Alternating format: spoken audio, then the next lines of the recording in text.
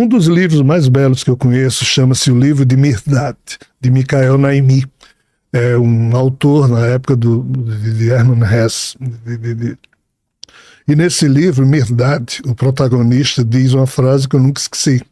Se Deus, em tendo-vos dado a semente da sua perfeição, fosse dela também cuidar, quais seriam os vossos méritos e deméritos?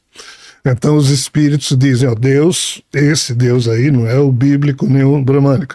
O Deus verdadeiro nem premia nem castiga seus filhos. Em ele tendo dado o tal corpo átmico, Entendi. E a partir daqui se estruturado uma consciência particularizada, esta é que, por sua conta e risco, em acionando as suas opções, aciona também os mecanismos das leis de causa e efeito, ação e reação. Então ela é livre para semear, mas a colheita é obrigatória. Então esse em rápidas palavras, é a versão mais enxuta que a gente pode dar, analisando a pergunta que o nosso irmão fez. Isso daqui. Tem Isso. a imagem ali, ó. Isso. No Mental, que é um curso de yoga que a gente dá, a gente mostra que o eu da gente é o eu organizador na nossa consciência, jogando para cima, ou seja, para o espírito eterno da gente ou para a nossa organização temporária, os arquivos. Um exemplo, claro, você vai dirigindo o seu carro, alguém lhe dá uma trancada, aí você diz, filho da mãe, quando você explode, você está guardando arquivos no seu corpo emocional, astral, inferior.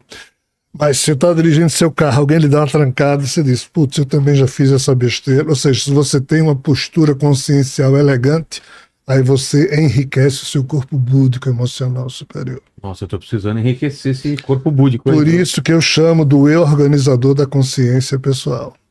Aí entra o orar e vigiar.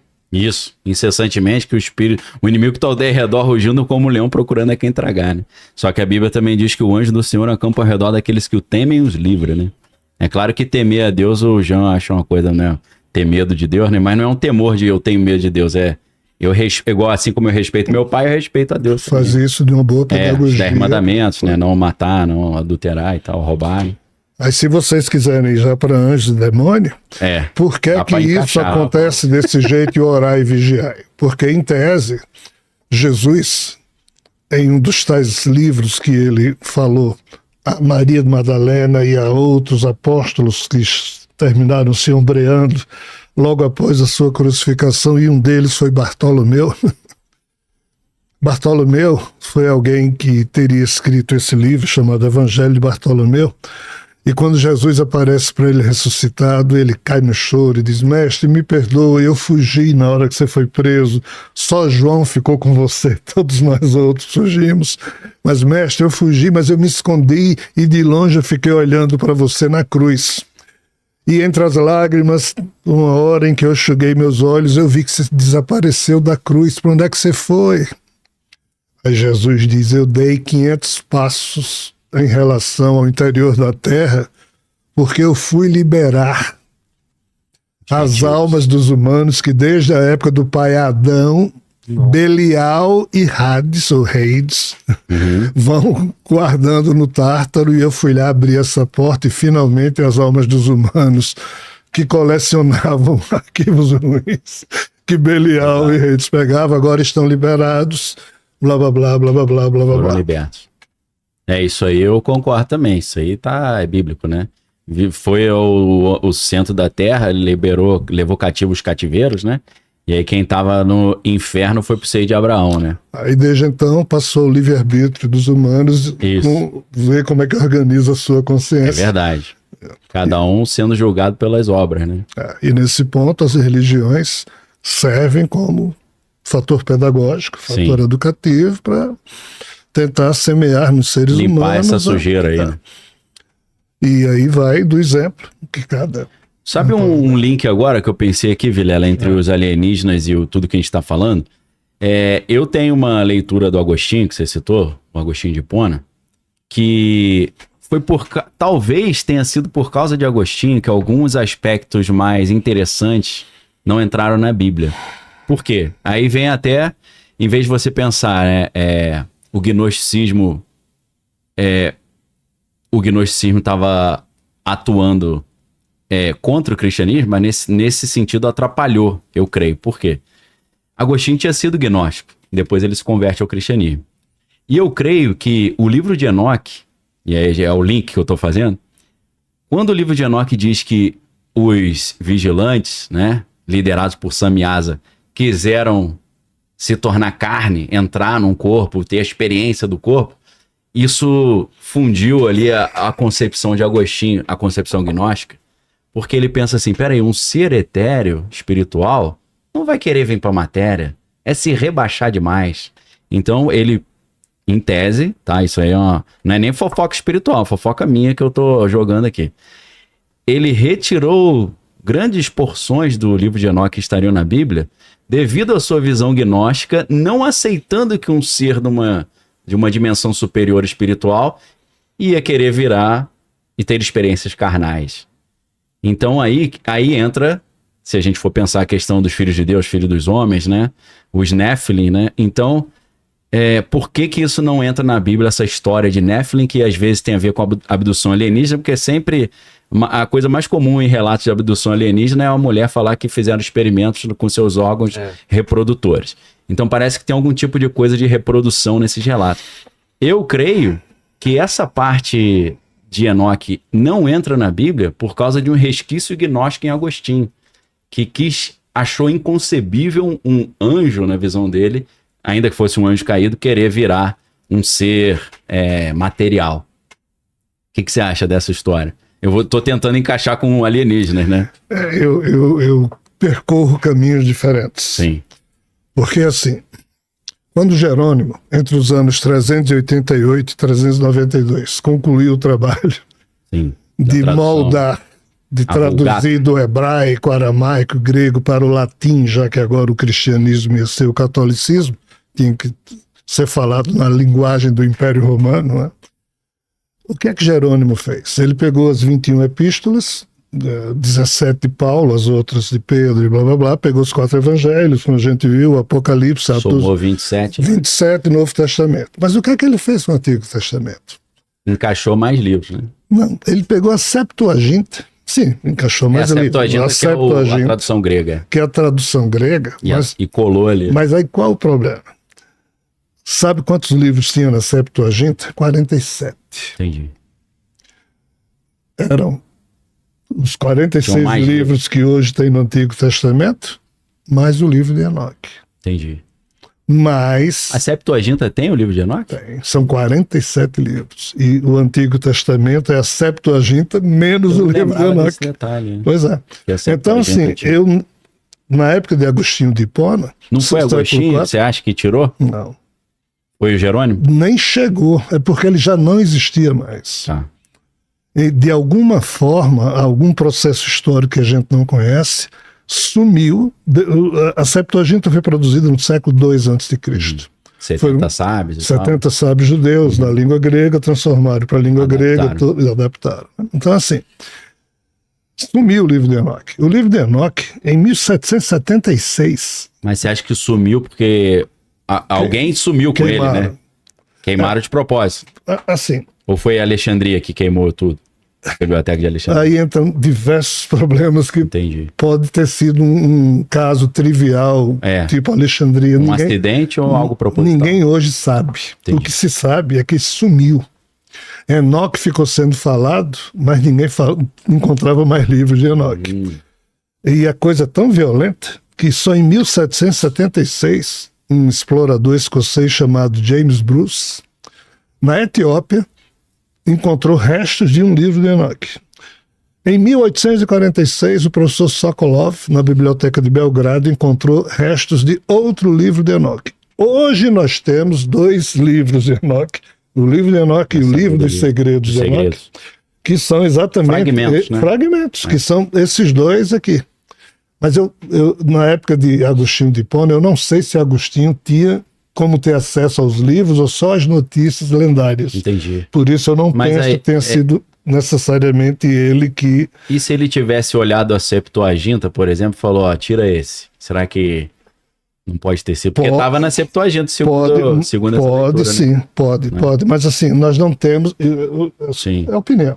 Lógico. Opinião. É difícil Assim, saber nós não bater o temos- martelo, né?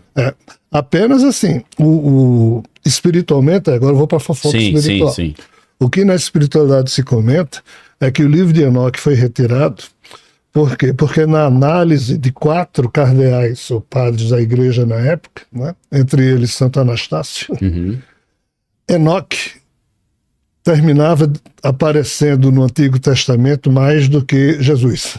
Tava com mais crédito. Ou seja, Jesus era um mero personagem que estava cumprindo a agenda que foi anunciada por Enoque lá atrás. Entendi. Por quê?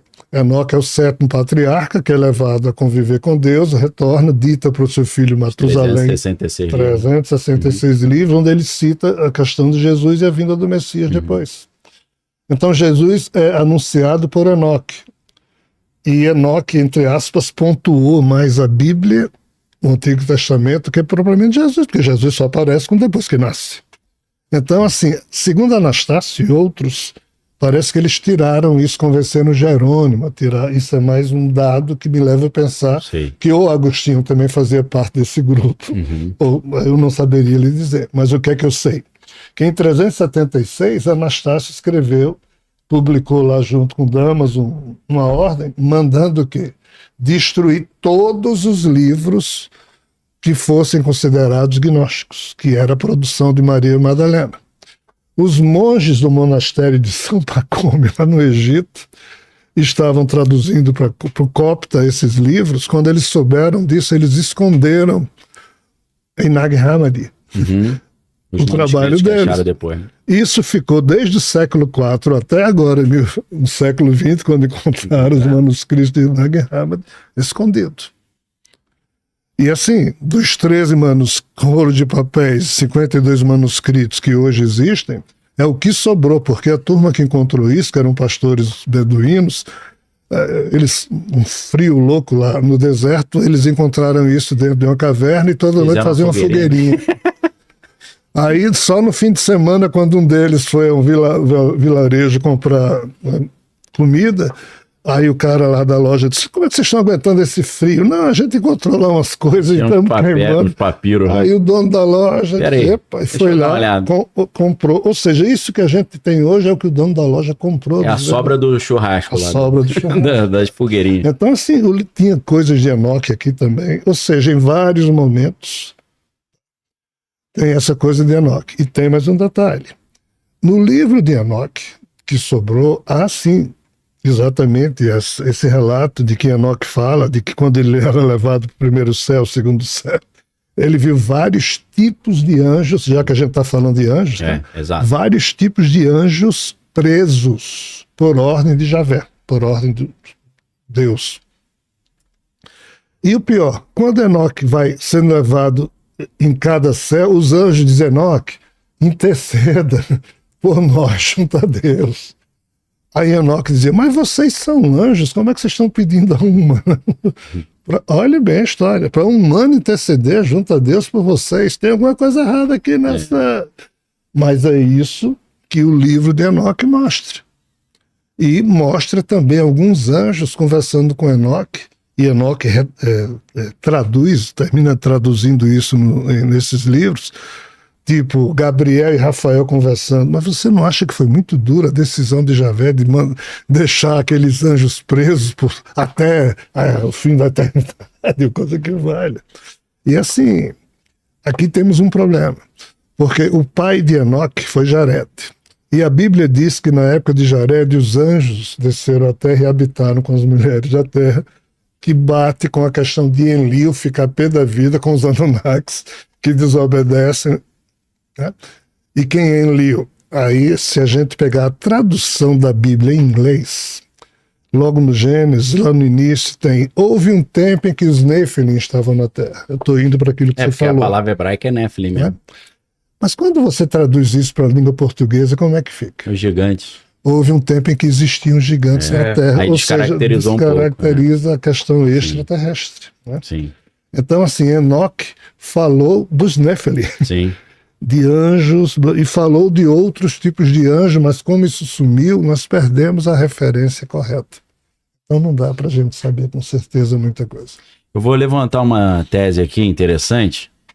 Tem um cara chamado Chris Thomas. Ele não é cristão, não. Ele é meio ufólogo, esotérico.